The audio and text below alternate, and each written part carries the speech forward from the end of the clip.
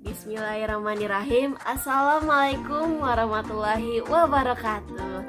Selamat pagi semuanya. Halo, perkenalkan nama saya Nada Syifa Khobu.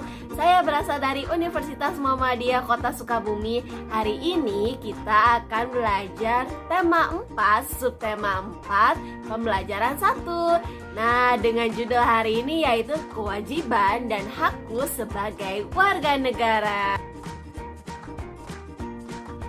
Baik, sebelum kita memulai kepada pembelajaran, alangkah lebih baiknya kita baca doa dulu bersama-sama menurut kepercayaannya masing-masing. Berdoa dimulai.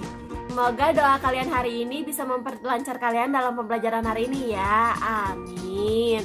Baik anak-anak, apa kabar kalian semuanya hari ini? Semoga tetap sehat selalu meskipun kita belajar dalam kondisi masa pandemi ini. Dan kalian masih ada beberapa peserta didik yang masih belajar di rumah, itu tidak apa-apa ya. Jangan sampai hanya karena kalian belajar di rumah, kalian menjadi patah semangat. Tetap semangat belajar dimanapun. Baik adik-adik, sebelum kita memulai pembelajaran hari ini, alangkah baiknya adik-adik membuka halaman 140 pada buku tematik kalian masing-masing ya. Nah, dalam halaman 140 ini kita bisa melihat ada beberapa anak yang memakai pakaian adat nih, bagus-bagus ya. Lalu di situ juga ada penjelasan aku sebagai warga negara Indonesia. Nah, setelah kalian melihat halaman 140, kita bisa lihat ya, wah baju pakaian adatnya bagus-bagus sekali. Nah, di situ juga kita dapat melihat sebuah teks tentang aku sebagai warga negara Indonesia. Nah, sebagai warga negara Indonesia, kalian memiliki dua tugas. Yang pertama, kalian mendapatkan hak. Yang kedua, kalian melaksanakan kewajiban. Nah, hak itu apa sih, Bu? Hak itu merupakan sesuatu yang kalian dapatkan sejak lahir. Nah, misalnya hak mendapatkan pendidikan, hak kalian bermain, hak kalian memakan makanan yang enak, hak kalian mendapatkan rumah yang nyaman. Nah, sedangkan kewajiban merupakan suatu kegiatan yang harus kalian lakukan. Kewajibannya adalah kalian bersekolah dan kalian belajar. Nah, itu merupakan beberapa contoh yang Ibu paparkan ya. Lalu selanjutnya kita buka halaman 141. Nah, di situ juga ada teks sebuah cerita loh. Teksnya itu berjudul Lingkungan Hijau. Nah, di situ ada beberapa gambar peserta didik yang sedang sekolah. Nah, di situ terlihat ada sebuah gambar di mana mereka sedang berjalan dari pulang sekolah. Lalu di sampingnya mereka terdapat beberapa makhluk hidup, yaitu pohon dan tanaman.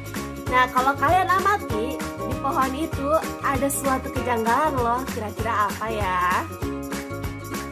Di sini, mereka pada saat berjalan, mereka merasa kepanasan. Nah, ternyata kepanasannya tersebut di samping mereka kiri dan kanan ini, ada sebuah pohon yang ternyata tidak memiliki daun. Dia terlihat sangat gundul, rapuh, dan juga layu. Nah, kira-kira kenapa ya? Nah, betul sekali, ternyata pohonnya sudah rusak. Terlebih dia lebih terlihat layu, sudah mati. Sehingga cuaca panas akan lebih terasa panas kepada tubuh kita karena tidak adanya oksigen dan juga cuaca panas yang langsung menerpa kepada kita. Nah, kelebihannya itu adalah pohon adalah merupakan makhluk hidup yang memberikan suhu yang akan mengurangi rasa panas kepada tubuh manusia. Nah, dalam gambar tersebut kita dapat melihat bahwa lingkungan yang mereka sedang tempati merupakan lingkungan yang sudah rusak. Nah, sebelumnya lingkungan, ada yang tahu pengertian dari lingkungan? Coba jawab dulu ya. Nah, Ibu jelaskan ya, lingkungan adalah segala sesuatu yang ada di sekitar kamu. Nah, yang segala ada di sekitar kamu itu ada biotik dan juga abiotik. Nah, biotik dan abiotik itu apa sih, Bu? Nah, kalau biotik merupakan makhluk hidup yang hidup dan bernafas, berkembang biak, tumbuh. Sedangkan abiotik merupakan suatu makhluk benda mati yang tidak bergerak, tidak dapat berkembang. Nah, contoh biotiknya adalah manusia, hewan, tumbuhan, pohon. Sedangkan untuk abiotik contohnya adalah matahari, awan, batu, suhu. Nah, itu beberapa contoh yang ada di sekitar kamu. Coba kalian amati di sekitar kalian ada apa saja? Boleh dijawab nanti ya. Ini korannya teman-teman, seperti ini. Nah, nanti korannya ini akan kita membuat menjadi topi. Nah, bahannya cuma ini aja ya. Ingat ya, kertas yang kalian pakai itu yang tidak terpakai. Nah, tahu nggak kenapa kita pakai kertas yang tidak terpakai? Sepertinya biar kita mengurangi sampah dan juga dengan kita pakai kertas bekas ini kita dapat mengurangi sampah dan juga lebih kreatif daripada sampah. Betul banget Bella. Dengan begitu kita bisa mengurangi sampah yang ada di Indonesia ini dengan salah satunya kita membuat sebuah kreativitas. Kita bikin ya Bella. Ya, kita bikin juga semuanya. Baik semuanya, yang pertama-tama kita korannya seperti ini kan, seperti persegi panjang. Sudah. Lalu kita lipat menjadi dua seperti ini. Nah, dilipat dua seperti ini. Lalu lipat lagi. Nah, seperti ini. Menjadi dua. Seperti ini. Nah, lalu buka lagi. Nah, setelah tampak ini garis-garisnya, kita bikin segitiga di sini. Nah, 1, 2, 3. Nah, seperti ini. Lalu sebelahnya juga dibikin segitiga seperti ini.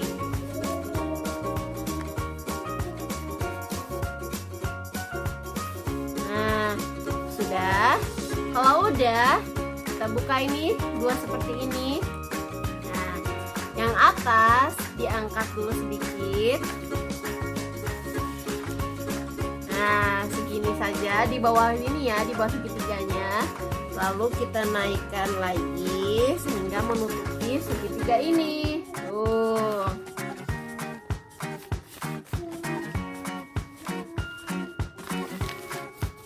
Nah, jadi seperti ini. Nah, kita juga lakukan sama yang di belakangnya ya. Pertama-tama kita ini dulu sedikit, segini setengahnya dulu. Lalu kita lipat lagi.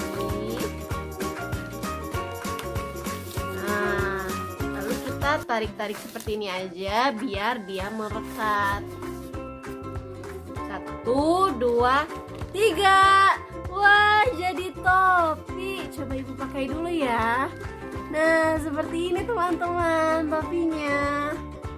Wah, keren banget nih. Nah, seperti ini bentuknya ya. Kalian bisa mencobanya di rumah masing-masing ya. Boleh juga dihias nih dengan kertas origami. Isinya bisa membentuk bunga, membentuk sebuah gunung ataupun kreasi yang kalian pengen ya. Hore, ibu pakai topi. Belajar matematika tema 4 subtema 4 pembelajaran 1 dengan judul menanam pohon bersama di sekolah. Nah, materi ini ditulis oleh ibu sendiri ya, yaitu Ibu Nada Syifa Kobu. Nah, kali ini ibu membagi ada 4 kolom. Kolom yang pertama terdapat banyak bibit yang akan digunakan di sekolah. Lalu di sini ada tanda bagi. Lalu di sini ada banyak pohon yang ada di sekolah.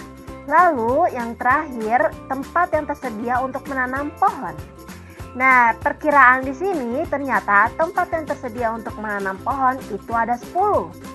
Nah, angka 10 ini kalian tulis di sini.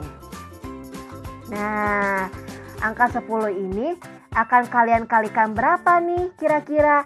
Nah, untuk angka pengalinya usahakan jangan terlalu besar ya. Misalnya ibu menggunakan angka 10. Artinya 10 dikali 10 sama dengan 100. Nah, seperti ini anak-anak. Jadi 10 dikali 10 sama dengan 100. 100-nya itu ditaruh di banyak bibit. Lalu untuk banyak pohon yang angka 10 ini ditaruh di sini. 10 dikali 10 sama dengan 100. 100 dibagi 10 sama dengan 10. Mudah kan?